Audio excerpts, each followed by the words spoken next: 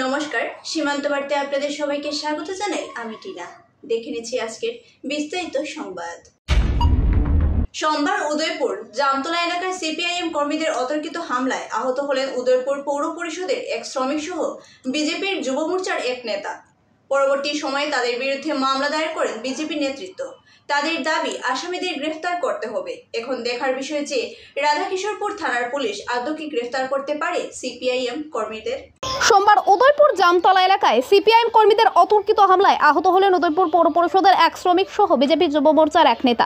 পরবর্তী সময়ে নামধাম দিয়ে তাদের বিরুদ্ধে মামলা দায়ের করেন বিজেপি নেতৃত্ব। আজ তার ওই প্রতিবাদে রাধাকিশোরপুর থানা ঘেরাও করল ভারতীয় মজদুর সংঘের কর্মীবৃন্দরা। তাদের দাবি অতি দ্রুত আসামিদের গ্রেপ্তার করতে হবে। তাছাড়া রাধাকিশোরপুর থানার ওসিকে জানিয়ে দেয় 24 ঘন্টার মধ্যে ধৃত আসামিদের আইনের হেফাজতে আনতে হবে, না হলে বৃহত্তর আন্দোলনে যাবে ভারতীয় মজদুর সংঘ।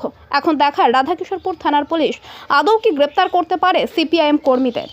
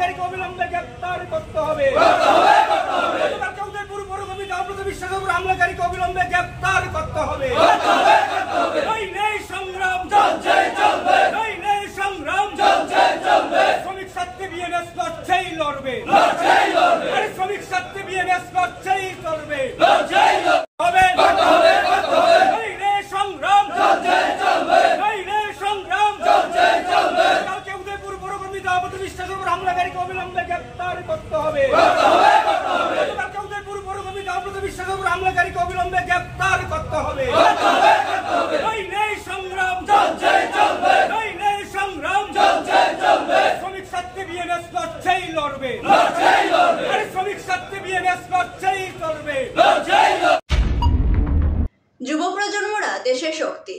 ওরা যে বঞ্চিত সব দিকে। তাদের সমস্যা নিরসনে কারণ নেই কোনো সঠিক পদক্ষেপ। শাসক দলের নেতা পাতি নেতার দিকে আঙ্গুল তুললেন কংগ্রেস এনএসওয়াই পদাধিকারীরা। আগামী দিনে যুব প্রজন্মরা বঞ্চিত হলে বৃহত্তর আন্দোলনের পথে পা বাড়াবেন বলে গলা ঝেড়ে বলেন এনএসওয়াই কর্মকর্তারা। আমাদের ডিস্ট্রিক্টের বিভিন্ন পদাধিকারীরা এবং কলেজ ইউনিট এবং আমাদের স্টেটের এনএসওয়াইয়ের বিভিন্ন শাখা সংগঠনের মানুষরা আজকে এই জায়গায় একটা প্রেস মিট আমরা করছি, কারণ নতুন শিক্ষানীতি আন্ডারে সিউটি যেটা এক্সাম হবে সেই এক্সামের জন্য আমি একটা কথা বলবো, সেই এক্সামটা নিয়ে আজকে আমরা অনেক প্রোটেস্ট করতেছিলাম, কিন্তু যেহেতু কোড অফ কন্ডাক্ট চলছে তার জন্য আমরা প্রোটেস্ট করতে পারছি না। সেই কথাগুলো হলো, আজকে যে সিউটি এক্সামটা হবে হাইলাকান্দি এবং করিমগঞ্জ ডিস্ট্রিক্টে কোনো সেন্টার নেই। আজকে যে বিভিন্ন স্টুডেন্টরা যেভাবে পরীক্ষা দেবে গিয়ে শিলচর এবং গুয়াহাটি, অনেক স্টুডেন্টরা আজকে অনেকভাবে হেনস্থার শিকার হবে। আজকে ওরা কোথায় থাকবে, কি করবে, কোথায় যাবে? আজকে আমরা দেখেছি কয়েকদিন আগেও থার্ড গ্রেড ফোর্থ গ্রেডে এক্সাম হয়েছে, সেই সময়ও থার্ড গ্রেড ফোর্থ গ্রেডের সেন্টারও করিমগঞ্জে ছিল না। আজকে হয়তো বা আমরা ডিপ্রাইভ হয়েছি কারণ আমাদের মধ্যে মেরুদণ্ডহীন যারা সরকারে এখন রয়েছে, স্পাইনলেস, তাদের জন্য আমরা ডিপ্রাইভ হচ্ছি। তাদের এই কণ্ঠটা নাই সরকারকে বলার। কিন্তু আমি এনএসওয়াই দায়িত্ব হিসাবে বলছি, আগামী দিনে করিমগঞ্জে এই সেন্টার হবে। যেহেতু আজকে কোড অফ কন্ডাক্ট ছিল, তার জন্য এই সেন্টার এই জায়গায় হয়নি। এবং এই শিক্ষানীতি নিয়ে আর দু একটি কথা বলবো। আপনারা জানা দরকার, এই শিক্ষানীতিতে এমন একটা নীতি, আজকে যে আমাদের করিমগঞ্জ কলেজ আছে বা বিভিন্ন কলেজ আছে, এনসি কলেজ ধরুন, রামকৃষ্ণনগর কলেজ ধরুন, নীলামবাজার কলেজ ধরুন, এগুলা আছে এখন আশা ইউনিভার্সিটির আন্ডারে। কিন্তু এই শিক্ষানীতি আসার পর থেকে হবে কি, যে আমরা এই আশা ইউনিভার্সিটির আন্ডারে থাকবো না। আমরা সেই কলেজ যদি চলতে হয় তাহলে কলেজে নিজের ফান্ড দিতে হবে, আর না হলে আদানি এবং আরেকটা জার্মানির কোম্পানি আছে তাদের কাছে এই কলেজগুলো বিক্রি করতে হবে। এই সরকার চায় যে আমরা শিক্ষা অর্জন না করি। আমরা যদি শিক্ষিত হই তাহলে আমরা প্রশ্ন করব। আজকে যেই জায়গায় করিমগঞ্জ কলেজের ফিস আছে 3,500 বা 4,000, সেটা দাঁড়াবে গিয়ে 30,000, 40,000, যখন আদানির কোম্পানি এবং জার্মানির সেই কোম্পানিগুলো কিনবে। আজকের যে হিমন্ত বলবো আমি, আচ্ছা এটা মানে বলতে লজ্জা লাগে যে শিক্ষামন্ত্রী তো আসামে কোনো মন্ত্রী তো আর নাই। তো আপনারা বলবেন আমি ডাইরেক্ট सीएम-কে কেন টার্গেট করছি।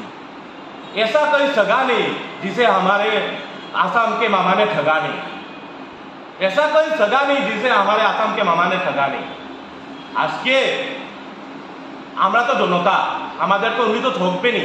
তা আমাদের এই জিনিসগুলো বোঝা দরকার যে আমাদের মেরুদণ্ডটা ভাঙার চেষ্টা করছে এই সরকার। আমাদেরকে শিক্ষা, আমাদের যে মৌলিক অধিকার শিক্ষা, সেটাকে কারিয়ে নেওয়ার চেষ্টা করছে এই সরকার।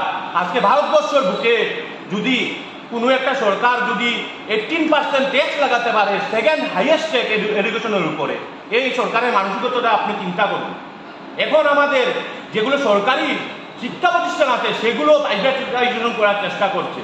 আজকে আমাদের যে ভাই বোনেরা বা আপনাদের ছেলেমেয়েরা সেই শিক্ষায় শিক্ষিত হতে পারবেন না। এই সরকার চায় যে আমরা শিক্ষিত হতে। সেই জন্য আমি বলছি যে আজকে এবারের আমাদের অনেক প্রবলেম হচ্ছে, অনেক কিছু হচ্ছে, তার জন্য আমরাও দুঃখিত, আমরা কিছু করতে পারছি না। কিন্তু এটা কথা দিয়ে গেলাম, নেক্সট ইয়ার এরকম হবে না। নেক্সট ইয়ার করিমগঞ্জ বা হাইলাকান্দিরই সেন্টার হবে। আর এই শিক্ষার নীতির বিরুদ্ধে বিভিন্ন ধরনের আন্দোলন গড়ে উঠবে এই করিমগঞ্জ ডিস্ট্রিক্টে। এটা বলে আমি আমার বক্তব্য। কৈলাসহর ঊনকোটি জেলা হাসপাতালে মৃত সন্তান প্রসব নিয়ে তুলকালাম কাণ্ড। দীপক মালাকারের স্ত্রী মাম্পি মালাকারের প্রসব ব্যথা নিয়ে জেলা হাসপাতালে ভর্তি হন। মৃত সন্তান প্রসব নিয়ে তুলকালাম কাণ্ড কৈলাসহর ঊনকোটি জেলা হাসপাতালে। ঘটনার বিবরণে জানা যায়, কৈলাসহর পশ্চিম ছন্তল এলাকার বাসিন্দা দীপক মালাকারের স্ত্রী মাম্পি মালাকার প্রসব ব্যথা নিয়ে শনিবার ভোররাতে এসে জেলা হাসপাতালে ভর্তি হন। তখন চিকিৎসকরা জানান মাম্পি মালাকারকে সিজার করতে হবে এবং বলেন সোমবার সকালবেলা মাম্পি মালাকারকে সিজার করা হবে। সোমবার সকালবেলা চিকিৎসকরা জানান স্বাভাবিকভাবেই সন্তান জন্মদান করতে পারবে মাম্পি মালাকার, কেননা ওনার প্রসব ব্যথা শুরু হয়েছে। এরপর যথারীতি স্বাভাবিকভাবেই সন্তান প্রসব করার পর দেখা যায় মৃত সন্তান জন্ম দিয়েছে মাম্পি মালাকার। এরপরে চিকিৎসকদের বিরুদ্ধে অভিযোগ তুলেন দীপক মালাকার এবং তার পরিবারের লোকজনেরা। ওদের অভিযোগ, চিকিৎসকদের গাফিলতির কারণে মৃত সন্তান প্রসব করেছে মাম্পি মালাকার। এরপর ঘটনাটি নিয়ে উদ্বেগ সৃষ্টি হলে সংবাদ মাধ্যমকে জেলা হাসপাতালের এমএস চিকিৎসক পি দেববর্মা ও চিকিৎসক সুমিত দাস জানান, চিকিৎসকরা সবসময় রোগীর ভালো চান, কিন্তু সন্তান প্রসবের ক্ষেত্রে মাকে সচেতন হওয়া দরকার। বাচ্চার নড়াচড়া মায় ভালো বলতে পারবে। মা যদি বাচ্চার নড়াচড়া সম্পর্কে সচেতন হতো তাহলে এই ধরনের ঘটনা আজ ঘটতো না। আগামী দিনে যাতে এই ধরনের ঘটনা না ঘটে তার জন্য মাদের সচেতন হওয়ার জন্য আবেদন করেন জেলা হাসপাতালের এমএসপি দেববর্মা ও চিকিৎসক সুমিত দাস। উক্ত ঘটনাকে কেন্দ্র করে তীব্র চাঞ্চল্য বিরাজ করছে কৈলাসহর ঊনকোটি জেলা হাসপাতালে।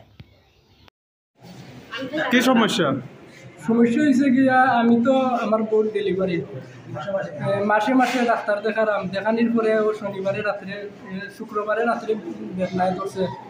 শনিবারে সকালবেলা আইসি 4টার সময় আবার পরে বলছে তারা বাচ্চা বড় সিজার করতে লাগবে। আমরা স্যার সিজার করলে সিজার করো, অসুবিধা নেই, বাইরে নেওয়া হইলে বাইরে আমরা কোনো আপত্তি নাই, যেমনি বাচ্চা সুস্থ থাকে মা সুস্থ থাকে আমরা চাই। কইছে ঠিক আছে, রবিবারে আজকে সিজার হইতো না, কালকে হইব, বাচ্চা সুস্থ আছে, সোমবারে হইব।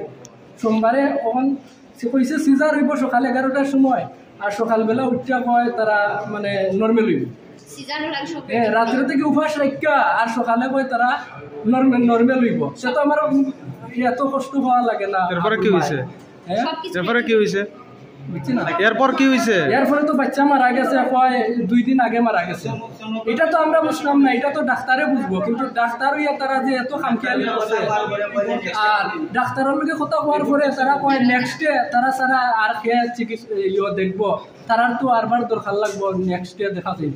আরে তারার ইয়ে কথার কারণে তো সাধারণ জনগণের তো একবারে সর্বনাশ। ছেলে না মেয়ে হয়েছিল? ছেলে হয়েছে, আমার আগে মাইয়া হয়েছে, তখন ছেলে হয়েছে। ছেলেটা 2 দিন আগে। আপনার নাম কি? আমার নাম দীপক মালাকার। বাড়ি হই? বাড়ি পশ্চিম সন্তল। বর্তমানে কি চাইতেছেন আপনি? আমি চাই যাতে মানে বিচার হয় বা এই ডাক্তার যাতে এই কৈলাসর যাতে থাকে না, কারণ আমার মতন আরো বহুত সর্বনাশ করবে। ডাক্তারের নাম কি? সুজিত কি? নমস্কার স্যার। স্যার এখানে একটা মাম্পি মালাকার নামে এক পেশেন্টের মানে বাচ্চা মারা যায় প্রসব হওয়ার পরে। তারা অভিযোগ তুলেছে যে কর্তব্যরত চিকিৎসকের চরম গাফিলতির কারণে হয়েছে। সেই বিষয়ে আপনি কি বলবেন স্যার? হ্যাঁ, আমি আজকে সকালে চট করে খবর পেলাম এরকম একজনের বাচ্চা হঠাৎ করে স্টিল বর্ন যেটা কয়, বাচ্চা হওয়ার সময় বাচ্চাটা মরা প্রসব হয়েছে। তো এটা হয়ে থাকে, এটা গাইনোকোলজির একটা পার্টি, মাঝে মাঝে এরকম হয়ে থাকে। তবে টোটাল জিনিসটা বোঝানোর দিকে আমি আমার গাইনোকোলজিস্টরে খবর নিছি এবং খোঁজ নিয়ে দেখছি এরকম কোনো গাফিলতির থিওরি আমাদের মধ্যে ছিল না। তো বাকিটা তো আমি গাইনোকোলজিস্ট, তারা তো আমার সামনেই আছে, বাকিটা তারা টোটাল ঘটনাটা কি হয়েছে তারা একটু বুঝাই দেবে। নমস্কার, পেশেন্টের নাম মাম্পি মালাকার। পেশেন্টের বয়স সম্ভবত 23 বছর। পেশেন্ট গর্ভবতী এবং দ্বিতীয়বার সন্তান সম্ভব হয়ে আমাদের হসপিটালে শনিবার দিন পেশেন্ট ভর্তি হয়েছে। ডক্টর সুজিত দাস এবং আমি দুজনেই পেশেন্ট দেখছি। শনিবার দিন পেশেন্টের আসার পর সোনোগ্রাফি, যা যা টেস্ট সবকিছু করানো হয়েছে, সবকিছু ভালোই ছিল। তো পেশেন্ট রবিবার দিন আমরা পেশেন্টের কিছু পরীক্ষা নিরীক্ষা বাকি ছিল, এগুলো আমরা করে সোমবার দিন সকালে আমাদের পেশেন্টের সিজার করার প্ল্যান ছিল, কারণ জ্বরটা একটু পরিমাণ থেকে একটু কম পাওয়া গেছিল মার পেটের ভিতরে, যেটা নর্মাল ডেলিভারি করতে গিয়ে একটা সমস্যা অনেক সময় হয়। বাট এটা কোনো ইমার্জেন্সি সিজারিয়ান সেকশনের কোনো ব্যাপার না ছিল। তো আমরা পেশেন্টকে আমরা সোমবারই আজকের দিনে সকালে আমরা সিজারের জন্য আমরা প্ল্যান করেছিলাম। বাট অ্যাক্সিডেন্টালি পেশেন্ট আজকে সকাল থেকে ডেলিভারির পেইন তার শুরু হয়ে যায়। ডেলিভারি পেইন শুরু হওয়ার পর পেশেন্টের ডেলিভারি হয় এবং হওয়ার পর বাচ্চাটা স্টিল বর্ন দেখা গেছে। স্টিল বর্ন মানে হচ্ছে যে বাচ্চা ডেলিভারির আগে অবধি মার পেটে জীবিত ছিল, কিন্তু ডেলিভারির পর দেখা গেছে বাচ্চা মানে during the process of labour বাচ্চাটা কোথাও মৃত্যু হয়েছে। তো এটা আনফরচুনেট। আর ইভেন আমরা এই সমস্ত ব্যাপারগুলো যদি আমাদের মানে প্রিভেন্ট করতে হয়, তাহলে পেশেন্টের কাছ থেকে অনেক সময় আমাদের ইনপুট আমরা নেই। মানে পেশেন্ট পার্টি আমাদের মা তো বাচ্চাটাকে 24 আওয়ার্স মনিটরিং করছে, আমরা তো একটা টাইমে করছি মনিটরিং, ফিক্স টাইম। তো মার কাছ থেকে আমরা একটু ওইরকম ইনপুটটা পাই। এটাও হয়, এটা খুব মানে আমার সব মা বুঝতে পারে না। কাল বিকেলেও বাচ্চাকে দেখেছি, ডক্টর সুবিধা দেখেছে, উনিও ভালো হয়েছেন। আজ সকালেও মা বাচ্চার মুভমেন্ট আছে বলে মানে বাচ্চার নড়াচড়া আছে বলে আমাদের বলেছে। এবং প্রসব বেদনা শুরু হওয়ার পর অনেক সময় বাচ্চার এক গৃহবধূ ফাঁসিতে আত্মহত্যা করা নিয়ে তীব্র চাঞ্চল্য। জানা যায় যে ওই এলাকার বাসিন্দা দিবাকর নমো বিগত 4 মাস আগে কুমারঘাট থেকে সুনিতা নমো নামের এক যুবতীকে সামাজিক রীতি অনুযায়ী বিবাহ করেন। এক গৃহবধূ ফাঁসিতে আত্মহত্যা করা নিয়ে তীব্র চাঞ্চল্য। ঘটনার বিবরণে জানা যায় ওই এলাকার বাসিন্দা দিবাকর নমো বিগত 4 মাস পূর্বে কুমারঘাট থেকে সুনিতা নমো নামে এক যুবতীকে সামাজিক রীতি অনুযায়ী বিবাহ করেন। বর্তমানে ওদের সংসার ভালো চলছিল। এমনকি সুনিতা নমো বিগত 1 মাস পূর্বে বাপের বাড়িতে বেড়াতে যায়। গতকাল সুনিতা নমো বাপের বাড়ি থেকে স্বামীর বাড়িতে চলে আসে। দিবাকর নমো দিনমজুরির কাজ করেন। প্রতিদিনের মতো আজ সকালবেলা তিনি কাজে চলে যান। আজ বিকালবেলা ওনাকে ফোন করে ওনার পরিবারের লোকেরা জানায় যে ওনার স্ত্রী ফাঁসি দিয়ে আত্মহত্যা করেছে। তবে কি কারণে ওই গৃহবধূ ফাঁসি দিয়ে আত্মহত্যা করলো সে বিষয়ে কিছু জানা যায়নি। স্থানীয়দের কাছ থেকে আরও জানা যায় যে আজ বিকালবেলা দিবাকর নমোর বাড়িতে কেউ ছিল না। তখন সুনিতা নমো ওনার নিজ ঘরে একটি কাপড়ের টুকরো দিয়ে সিলিং ফ্যানের মধ্যে ফাঁসিতে ঝুলে পড়ে। এরপর দিবাকর নমোর পরিবারের লোকেরা ঘরে এসে সুনিতা নমোকে ডাকাডাকি করলে কোনো সাড়া পায়নি। এরপর ওনারা দেখতে পায় সুনিতা নমো ঘরের দরজা বন্ধ করে একটি কাপড়ের টুকরো দিয়ে সিলিং ফ্যানের মধ্যে ফাঁসিতে ঝুলে রয়েছে। চিৎকার চেঁচামেচি শুরু করলে স্থানীয়রা এসে ঘটনাস্থলে ভিড় জমায়। খবর পাঠানো হয় কৈলাসহর মহিলা থানায়। ঘটনাস্থলে ছুটে যায় কৈলাসহর মহিলা থানার পুলিশ। গিয়ে ঘটনার তদন্ত শুরু করে। পাশাপাশি মৃত সুনিতা নমোর মৃতদেহ কৈলাসহর ঊনকোটি জেলা হাসপাতালের মর্গে রাখা রয়েছে। আগামীকাল ময়নাতদন্ত করার পর পরিবারের লোকেদের হাতে তুলে দেওয়া হবে বলে হাসপাতাল সূত্রে জানা যায়। কি হয়েছে আজকে? আজকে তো আমি কাজে আসলাম, কি দেখছেন না ইয়া? আমি কোনো দেখি নাই। কি শুনছেন? শুনছি আমার বউ মারা গেছে ঘরের মধ্যে ফাঁসি দিয়ে। নাম কি আপনার? দিবাকর নমো। বাড়ি কইটা কোন জায়গা? পাখির বাঁধা। কয় নং ওয়ার্ড? ভিতর পাখির বাঁধা। কয় নং ওয়ার্ড? 6 নম্বর। কোথা থেকে বিয়া করছিলেন? কুমারঘাট কাটিলপাড়া। কবে করছেন? 4 মাস হইব। কি করেন আপনি? আমি পাবলিক কাজ করি। কি করেন? দিনমজুর। কি কারণে লাগছে বা এমন কিছু জানা আছে? না, এরকম কিছু তো না, আমাদের মধ্যে তো কোনো ঝগড়াঝাটি কিছু হয়েছে না। বিবাহর পর থেকে শান্তিতেই ইচ্ছে আসলো সংসার? না, কালকে আইছে, তাই 1 মাস বাড়িতে নাই করিয়া এখান থেকে কালকে আইছে? কালকে আইছে, কোনো ঝামেলা হয়েছে না। আজকে তো আমি কাজে গেছিলাম, আমাদের সকালেও কথাবার্তা ভালো হয়েছে, রাত্রেও কথাবার্তা ভালো হয়েছে। এখন আমার কাছে ফোন গেছে, আমি আইছি এখন কাজ করতে। আপনার স্ত্রীর নাম কি? সুনিতা নাম। বয়স কত হইব? 18+। আপনার বয়স কত? আমার বয়স 32। 32। এখন মানে কি মনে করতেছেন এই মৃত্যুর কারণ কি হইতে পারে? ওটা তো আমি কীভাবে বলবো, আমি তাইলে কথাই কইছি না, 1 মাস হয়েছে, তাই নাই বাপের বাড়ি আসলো, কালকে আইছে, বালারম কথা হয়েছে না। আমি তো ভাবছি আজকে কথা কইমু, রাত্রে তো অল্প স্বল্প কথা হয়েছে, সকালে ভালোই কথা কইছে, কোনো ভালোই কথা হয়েছে।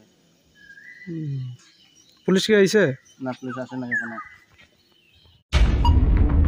কাকরাবন মেলাঘর টিলা এসবি স্কুল প্রাঙ্গণে তথ্য সংস্কৃতি দপ্তরের উদ্যোগে ও কাকরাবন আরডি ব্লক ও চড়ক মেলা কমিটির ব্যবস্থাপনায় 2 দিনব্যাপী চড়ক পূজা ও চড়ক মেলা গাজন উৎসব অনুষ্ঠিত হয়। অনুষ্ঠানের প্রদীপ প্রজ্বলন করেন RD block BDO Alindra Datta Majumdar সহ অন্যান্যরা। কাকরাবন মেলাঘর টিলা এসবি স্কুল প্রাঙ্গণে তথ্য সংস্কৃতি দপ্তরের উদ্যোগে এবং কাকরাবন আরডি ব্লক ও চড়ক মেলা কমিটির ব্যবস্থাপনায় 2 দিনব্যাপী চড়ক মেলা ও গাজন উৎসব অনুষ্ঠান অনুষ্ঠিত হয়। এই অনুষ্ঠানে প্রদীপ প্রজ্বলন করে শুভ সূচনা করেন কাকরাবন আরডি ব্লকের ভিডিও অলিন্দ্র দত্ত মজুমদার, তথ্য সংস্কৃতি দপ্তরের সহাধিকর্তা মনোজ দেববর্মা, চড়ক মেলা কমিটির সভাপতি ব্রজেন্দ্র চন্দ্র দাস, অতিরিক্ত মহকুমা শাসক সুব্রত দাস সহ আরও অনেকে। চলতি বছরও ধুমধাম করে এই উৎসবের আয়োজন করে চড়ক পূজা কমিটি। পাশাপাশি ছোটদের জন্য বিভিন্ন রকম খেলাধুলা ও নানা অনুষ্ঠানের আয়োজন করে কমিটির সদস্যরা। সংশ্লিষ্ট এলাকার চড়ক পূজা কমিটির সদস্যরা জানিয়েছেন, এই চড়ক পূজাটি তাদের পূর্বপুরুষরা পালন করত। সেই রীতি রেওয়াজ মেনে 15 বছর ধরেই কাকরাবন মেলাঘর টিলা এলাকায় চড়ক পূজা অনুষ্ঠিত হয়। কাকরাবন মেলাঘর টিলা এলাকায় কালবৈশাখী চড়ক পূজা একটু ভিন্ন ধরনের হয়। এদিন এই অনুষ্ঠানে বিভিন্ন বেসরকারি প্রতিষ্ঠানের ছাত্রছাত্রী সাংস্কৃতিক অনুষ্ঠান করেন। নাচ গান শুধু সংস্কৃতি নয়, নাচ গান একটা সংস্কৃতির অঙ্গ মাত্র। আমাদের কথা বলা, আমাদের পরিজনদের সাথে আমাদের ব্যবহার, কিভাবে আমরা ব্যবহার করি, এগুলি সবই কিন্তু সংস্কৃতির অঙ্গ। আমরা প্রতিবেশীর সঙ্গে আমাদের ব্যবহারটা কিরকম, এটা পর্যন্ত সংস্কৃতির সঙ্গে অঙ্গ। আমরা কি খাই, আমাদের পোশাকটা কিরকম, আমাদের লোক যে সংস্কৃতিটা আছে, নাচ গান যেটা আছে, সেগুলি কিরকম, এর মাধ্যমে কিন্তু আমাদের পূর্বপুরুষরা কিরকম ছিল বা আমাদের অতীতে আমাদের সংস্কৃতিটা কিরকম ছিল, এই সব কিছুই কিন্তু সংস্কৃতির মধ্যে ফুটে ওঠে। আজকে আমাদের চড়ক মেলা করছি, এখানে শিবপুরাণে এর অন্যভাবে কিন্তু আবার এই চড়ক নিয়ে আবার একটা ব্যাখ্যা আছে। সেটা হচ্ছে বানরাজ, যিনি একসময় এত পরাক্রমশালী রাজা ছিলেন যে উনি বিষ্ণুর সঙ্গে পর্যন্ত লড়াই করেছিলেন, কিন্তু বিষ্ণুর সঙ্গে পেরে ওঠা, ভগবান বিষ্ণুর সঙ্গে পেরে ওঠা তো সহজ কথা নয়। তিনি পরাজিত হয়েছিলেন, আহত হয়েছিলেন, এবং আহত হওয়ার পরে তিনি দেবাদিদেব মহাদেবের আশ্রয় নিয়েছিলেন, ওনার আরাধনা করেছিলেন।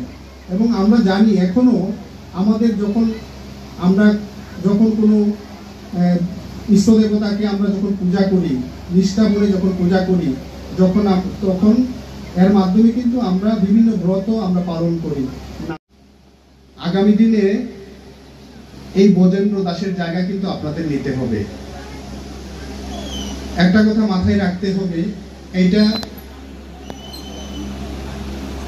মেলার জন্য মেলা নয়, এটা আমাদের একটা সংস্কৃতি।